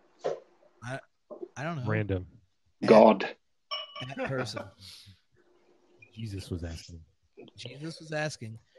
And if you don't hear it, then just listen harder, because he's knocking. How can Jesus be homeless when? Yeah, but I think that question sort of it gets close to questions that we've had before about, is what we're doing meaningful or that sort of thing, and thinking about ecology, thinking about liberation of oppressed people, looking at the situation in America with Ferguson and Baltimore and those kinds of situations. I think at least we should say that if we don't proclaim the gospel, we will not find any motivation to actually try to change anything. So that's something, at least, I think we can make that claim bigger, but that's what I would start, looking at those people who needs to be liberated from oppression, and, questions about justice. And of course that goes into politics with all kinds of people. Well, and I think that when you go to answer the question of what is the gospel, if it has nothing to say about those who are dying on crosses today, then it's no longer good news that's Christian. And to ask what the gospel is in many ways a chance for the church to reflect on its relationship to the underside of history and our world, because if you're Christian and you're telling the gospel, it has something to do with God caring about people in a shitstorm. And if you can look at a world where you have the kind of economic exploitation of so many, the basic slave condition, even more, ecological genocide that's taking place, who the effects of it are on the least of these, not those that are doing it, and system upon system structurally being ignorant, ignoring, or denying the reality of the death-dealing system that they're a part of. If the gospel doesn't have anything to say about it, then it's like useless good news. So I like asking what the gospel is really, really, really important. And the other side of it is being able to proclaim the gospel is important as Christians, because when we proclaim the gospel, we're proclaiming that God has a future for things that is not of their own. Like when the kingdom comes, that is both simultaneously, it's a judgment of what is the case that's broken and death dealing that's there. It says that capitalism that exploits the planet and the poor isn't final. It says that you and in your own patterns that are destructive for your own life, your family, your friends, and things, those aren't final. Like the gospel is good news because it says that what the world as it is not as it will be, and that God is committed to us and to the transformation and reconciliation of the world. So like when you proclaim a robust gospel, it's calling us not just to responsibility, but also giving us the passion to have hope. And I feel like the question is one of those that in some sense, like the first half of what I said is jaded towards more conservative people who like limit the question the gospel's answering to porn, cursing, and the occasional like HBO violent movie that had a hit in it. And they're like, oh, we got to settle sin. No, it should be like a real problem. And then the other side of it is more pressing towards more progressive people who want to tell the gospel and then make us the source of the arrival of God's kingdom. And part of the good news of God's promise in the gospel is that it judges the present in light of justice and that call. And it says that where we are is not the best we can do. And that to me, I think is, I don't know. That's all I got. You got to forgive Tripp. He doesn't have a pulpit anymore that he gets to preach. So anytime it's been 6 weeks from a pulpit, junk just gets long-winded. He got a new mic though. You could stand behind one for the next Blab. Nathan thinks we should get a pulpit and blab from behind the pulpit. That's what I'll do for Jesus-a-thon. Do we have one at the hatchery? We have a pulpit. I don't want to use a clear one. It's like, yeah. No, there's another one that's pretty cool. Joseph, prepare yourself. Yeah. First for the Jesus-a-thon, and next Tuesday from 9 a.m. until 2 p.m. nonstop Jesus on Blab. Pacific Standard Time. Yeah. Joseph and I talk for an hour, and then every 15 minutes I have a different blogger signed up to interview me for 15 minutes about Jesus. and they can pick whatever topic they want. And some of them will be hospitable, and others, just from looking at their blog, I'm anticipating questions that we have not asked tonight. Yeah, but I'll be a nice start because I'm rarely critical towards the people I talk to. Well, you can get all worked up. What's the next question? Oh yeah, someone did ask what the H is in Jesus H Christ. And what's funny is Nathan then Googled it, and there's like 9 or 10 like real answers to it. Like one was like the vestments for Anglicans. There's like a H in Jesus Christ or something, and so people saw it that way. Others, I don't remember, but you all have Wikipedia. But there are answers to why Jesus H Christ is and then it gives you a warning, like this is not usually appropriate for worship settings. Like it's derogatory in nature. Someone's grandma says that snooze is a sin. Oh yeah, Renee. I think she meant snuff. Yeah. Yeah. What is snuff? Tobacco, chewing tobacco. Yeah, but it is chewing tobacco. Yeah. Snooze. It's like Swedish snuff. It's the original. You know, you guys got that stuff from us. Well, I'm. No, she's Norwegian. She knows. I'm Norwegian too. Oh, you're Norwegian. Cool. Yeah. It's cost twice as much in Norway. All right. Well, what's the next question? Is it about Donald Trump? It can be. Is Donald Trump the Antichrist? We're actually running out of questions here. Well, we only have like 20 minutes or something, so. We can come up with more. I'm sure. Okay, so actually, I have one. Okay. So I'm listening. I like the message. I like to listen to it. Right? Mm-hmm. You mean the Bible? Yeah. Eugene Peterson. The message. And so one of the things that Eugene Peterson seems to read into the story of the alabaster, the perfume being dropped on Jesus's head, right, is that Judas becomes angry over the use of funds. So I would love to hear some commentary on the the idea of the money could be sold and given to the poor, right? And where Jesus laid down Matthew 25, and he had so many things to say about people's their own wealth for their own purposes, and then he says the story of this woman's sacrifice will be told to oncoming generations. And then Peterson uses that as a turning event, as saying, and because of this, Judas decides to betray, right? So I'm wondering about the role of extravagant spending.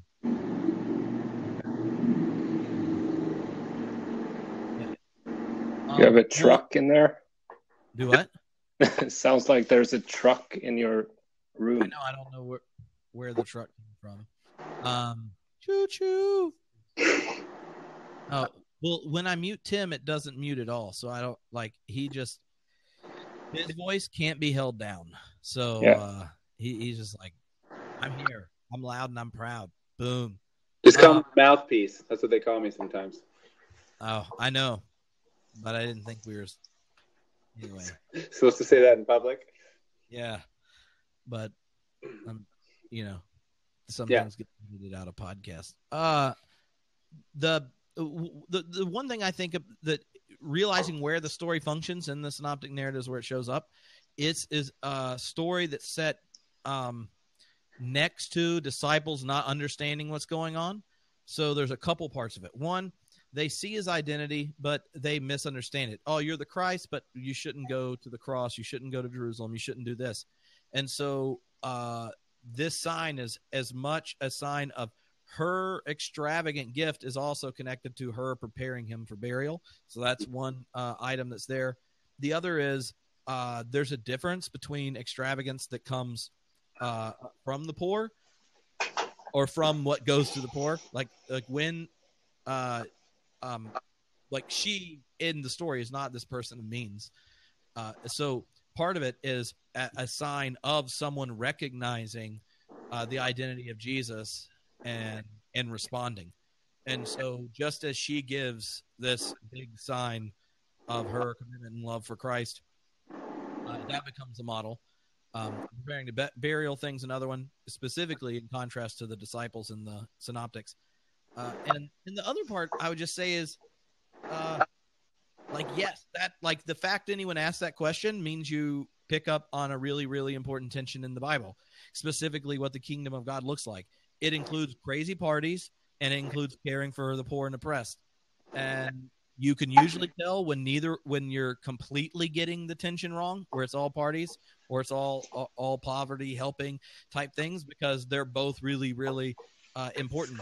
And recognizing that means that you would have to ask intentional questions about what does it look like to throw extravagant parties. Personally, I get headaches even with strong deodorant, so a large amount of perfume might not be ideal for when I throw parties. But the other part around Judas is connected to, I think it's just in John, but I don't remember right now, where he's identified as the money keeping person, or is it Matthew? Anyway, someone identifies Jesus as the one that's like the treasurer for the Judas. Treasurer for among the disciples. They also identify rich women as the one funding Jesus's ministry. And so he's sitting there penny pinching, going like, "Oh, what's up with this?" And Jesus is like, "You're missing the point." So the other part about that makes me want to say, like, when you see extravagance, when you see money spent on something, like, is the point clearly the celebration of Christ's presence? Because there are extravagant parties where it could as well not had a cross anywhere near it. And then there are ones where the relationships and stuff that are there are being celebrated and facilitated and things. But see, if someone asks that question, I would say, well, you don't have to worry about it because you're concerned. Like that, like, as long as you are asking that question and keep asking it, then you're thinking in the right framework. If you didn't ask it, that it would be more cumbersome. I didn't have my Bible with me, so. No, I was joking. It's right behind my head. Okay. Joseph, you like parties? I know. I like parties, crazy parties. I know you parties with the people that needs the most help are the best. It's like you can look at that type of dichotomy. It's either that or the other. But I think you can have pretty extravagant parties with people that are not rich either. Rich people are usually pretty boring at parties because they do it too often, so they're too used to it. I used to work in bars and nightclubs and stuff like that, so that type of crowd are pretty bad at partying. They just know the sort of shallow way of doing parties, how to act and how to look and so on, but nothing exciting actually happens. So you should go party with the people that needs help, and that's probably the best parties that you can find. Yeah. What's next? Was Jesus a Trinitarian? Oh, that's a good question. Whoa. No, I don't think so. No. So I would just say, like, Jesus knew who he was, but he was more than he knew. And so the Trinitarian doctrine doesn't stand to follow Jesus' awareness of his eternal sonship. And I think, Tripp, if he was a Trinitarian, it wouldn't really matter, right? Well, I do know that I think it would be bad if he was, for this one purpose. The Trinity, if it is the really crazy energized conversation the early church had to figure out how we were monotheists, but God still was radically present in a homeless dead Jew, then we should be Trinitarians. If it's a wonderfully creative way of using crappy Platonic philosophy to impose theological issues the church is continuing to struggle with because we end up making people hate their body, their gender, their private parts, and create this weird hierarchy and chain of being which essentializes each thing to its Platonic form of origin and recognizes that God's passion cannot be one that moves God, then it's a problem. But if the Trinity is the commitment of the church to say, no, the one good God who made the world was present in a unique and particular way in Jesus, and if you keep trying to do the math, it turns out something like this, then it's great. It's just Jesus being a Trinitarian is problematic. But you could say that the Trinity was a way of articulating our participation in the piety of Jesus. So unlike some teachers, Jesus differentiated his relationship to God from that of the disciples, at least as it shows up in Scripture, where the father-son relation in Jesus is one that people are brought into, rather than being something that's native to them in the synoptics. So in that sense, it's Trinitarian in that he thought he made the reality of God present in a radical way. And the church came to understand it as in a Trinitarian way. I don't know. But whether the other part of this, I don't know if this bothers anyone else. It might just be me because I've mentioned it before and people just don't get the point. But if Jesus is dying on the cross, but it's just like, man, I'm the eternal Son of God. You can't handle this. And we're sitting there underneath there, like all the women, the people just stand him up, and he's like clearly suffering and stuff. But on the inside, there's like this secret, I'm the triune Son of God. You can't handle this thing going on. It really ruins it for me. It also makes Jesus kind of confused because he's like sweating blood, praying for the cup not to come. And to me, if you know your junk's getting back up on Sunday and that you're the eternal Son and that you share in the divine essence of God prior to creation or the decision to create, and even though you may have inspired the free, loving decision to create, it was not necessary because your being is not entailing a lack. If you're a Trinitarian in that sense, then the fact that you're losing it over dying on a cross makes you a wuss. My son gets a flu shot without crying, and he gets stabbed. And it hurts. You were there prior to creation, hanging out, and then get born, and then are just like, oh, I'm going to die, but I'm coming back because I'm the freaking Son in the Trinity. At that point, Jesus' humanity is completely out the window. If he's not scared of shit facing death, which he is in the Bible, then I don't think it counts. It's like if Jesus had no sexual desires, doesn't count either. Woody and take shits and been scared about dying. And the church was very insistent about the humanity of Jesus. Yeah. So I don't know if that helps anything, but I really feel better. I got that off my chest. It seems like you need to talk to someone about this trip. A little worked up about it. So I will talk to you. Yeah, we can talk about it. We can talk about it. You know, my first theological question when I was a kid was not how Jesus experienced the cross, but when Jesus was a baby, if he was just faking it. Oh, like other kids are making gaga noises. Yeah, and he's like, I'm just gonna wait this out, and I'm gonna start when I'm 12, 13, and I'm gonna shock them with my knowledge about everything. That was like when I was 6, 7 years old. Started out with that question. All of a sudden, Jesus like looks at Joseph and be like, "Oh, don't think that about mom." Gross. N.T. Wright seems to think that Jesus became a Trinitarian on the donkey on his way into Jerusalem. So, PTL, man. PTL. Well, that's once you start reading Second Esdras.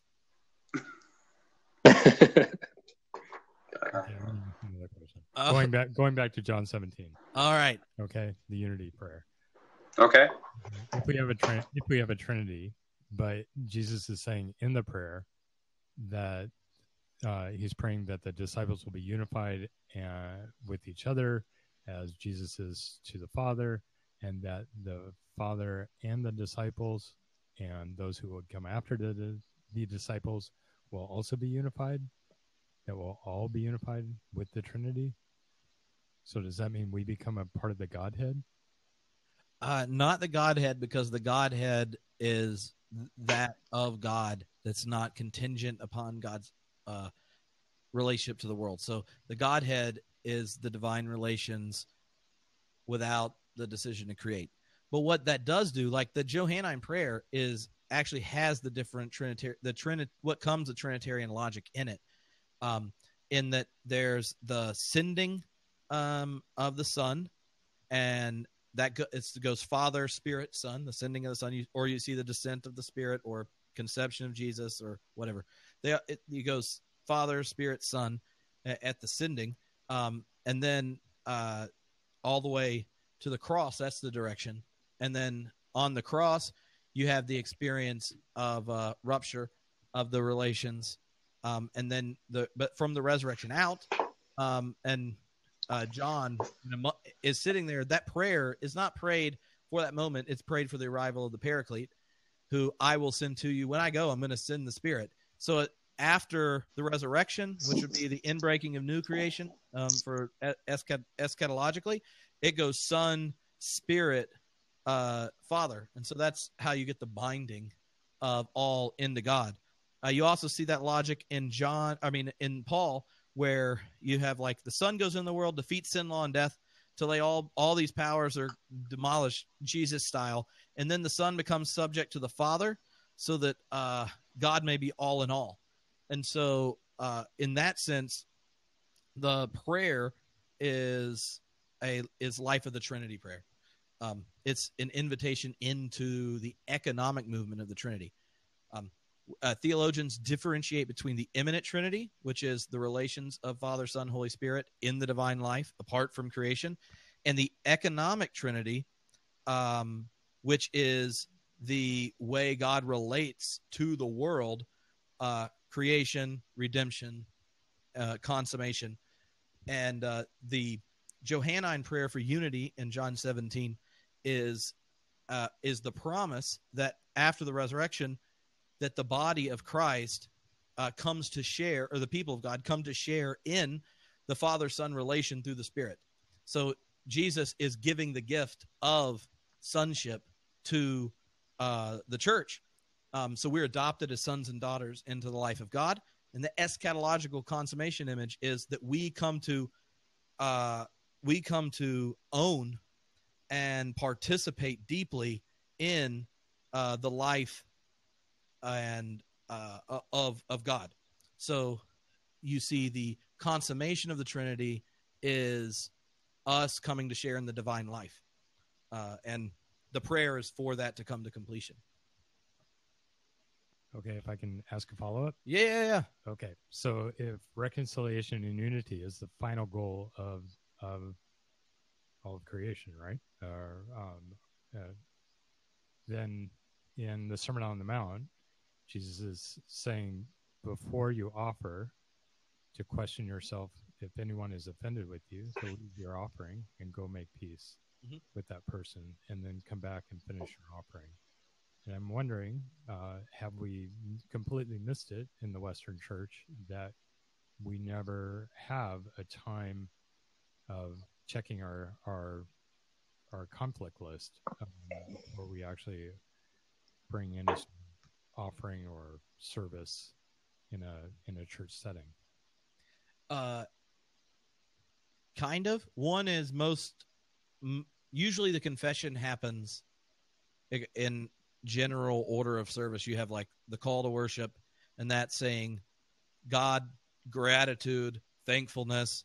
We're here not for a purpose on our own end, but to celebrate the gift of life, goodness, and that kind of thing. And then you have the confession, the prayer of confession. And so I think liturgically there is what would you say, it's practicing that activity. Do Christians not spend much time worrying about reconciling people and actually confessing your sins one to another and practicing forgiveness and all that kind of stuff? Yes. But liturgically, the prayer of confession is structured before the giving for that very purpose. So there are some churches that feature Eucharist, some that feature sermon as the beginning, like the highlight of the service, but all of them put the prayer of confession prior to the highlight for prior to hearing the word, either in Eucharist or in sermon, and they do it prior to responding to God, which would be giving and also new commitments to God or that kind of thing. The thing I thought about when you said it is that Matthew passage that's interesting is where it says, like, don't go set for reconciliation. That is it's also in the Sermon on the Mount about prayers of forgiveness, where it's like, what you forget, how you forgive is how you'll be forgiven. And in that sense, I think that there's a grace inspires an economy where we don't count wrongs against us. I mean, like, if you start to add up the way, like, if you don't, like, if you're going to pray to be if you ask for forgiveness, you better forgive others. If you want to be forgiven, you better forgive others. If you are trying to relate to God, but actually haven't worked things out with people, stop. Team Jesus doesn't work that way. So, but underneath it, I think, is the idea of grace does not keep count. And so I think there's a way of affirming that isn't always like, just leave your stuff and go work out every little thing. Like it's like you're, going through your 12-step program. Like that example, right, is one that takes time, takes thinking through and all that kind of stuff. The Matthew text, I think, says, like, if there's something, that you have going on with people, then work it out. But a lot of us have hurt people that we aren't even aware of yet. So part of the prayer of confession, I think part of the affirmation of grace is a recognition that that's a lifelong work. But I don't know. Well, you brought up the liturgical structure. Remember, I come from a Pentecostal charismatic background where we don't follow any sort of structure. Well, the Spirit tells it to you. But the offering is not in advance. Is the most important part of the service. The offering is always highly emphasized. Well, luckily, everyone on Blab, we are now doubling charge for you to be here. From 0 to 00. And that means you might be a center. And Joseph, one question. I'm interested in how having a state church changes the way money works. Money? Yeah, in your congregation. So Joseph's overseas, and with a state church that 70% of the people are okay, Christian or theist. How does a state-funded church? Okay, so just to clarify, we don't have a state church anymore. They separated the year 2000, and so that's a good thing. But that for Church of Sweden, it's, I guess, a problem looking in one sense, because they don't have that much money anymore that they used to. More people are leaving the church simply because, back in the day when you were born into Church of Sweden, and you pay tax to the church to fund the church. And nowadays you are not born into the church anymore. So of course that changes the way church is being done. But I mean, from my point of view, I think it's a good thing, because it's ridiculous. They have bishops making like $15,000-$20,000 a month, which is, I don't really understand how they make that work in their own thinking. But they make a career out of it. It's like doing career in any other business. Not all priests are like that. Not all bishops are like that, of course. But this sort of structure needs to change, I think. For the church to survive into the future. Mm-hmm. I think, looking at the situation with the internet and increased communications in other ways as well, those types of churches are in for a big challenge because they're very hierarchical, and kids growing up today, they don't care about someone who doesn't talk to them, someone who doesn't communicate back to them. I usually mention the Pope because he doesn't follow anyone back on Twitter, that he uses the internet like he used television as one-way communication. That stuff must change in the future. When it comes to money, I think the church is too dependent on money, and that needs to change as well. But of course, not having as much tax money coming into the church, it's a challenge for them, and they have started to sell off property and forest. They owned a lot of forest. Well, that's interesting. Owning forest, like, yeah. Well, anyway, we were going to wrap up because it's 8:00 here, and it's 5:00 here. I thank you tons for hanging out, Joseph and Tim and Johnny, and to everyone that sent in the questions. We will be back on Tuesday at 9:00 Pacific time, a.m. For the start of Jesuthon. Yeah, 5-hour series of interviews I'm doing about my new book on Jesus, which Trip Fuller. It's Homebrewed Christianity Guide to Jesus, Liar, Lord, Lunatic, or Just Freaking Awesome. And Joseph and I will talk at 9, and then after we get done of a substantive conversation, I will be interviewed by like 20 different bloggers in a row for 15 minutes each. It could be good, or it could be terrible. I'm excited for the ones that fail completely. Like, do you know who these bloggers are, or have they just signed up? I mean, I've been observing, and some of them have a perspective. But have you emailed them and told them? Oh, they're all reading the book, and I mean, yeah. Some of them will probably appear more as debates. Or edification. Oh yeah. And Wednesday night is the God debacle. So if you want to live stream at the right here from Redondo Beach, Philip Clayton and LaRon Schultz, both philosophers, science interested type. Also Norwegian, right? You Europeans just all run. But anyway, we'll be debating the reality of God. So that'd be fun. If you just go to homebrewedchristianity.com, you can sign up and get your live stream, the God debacle.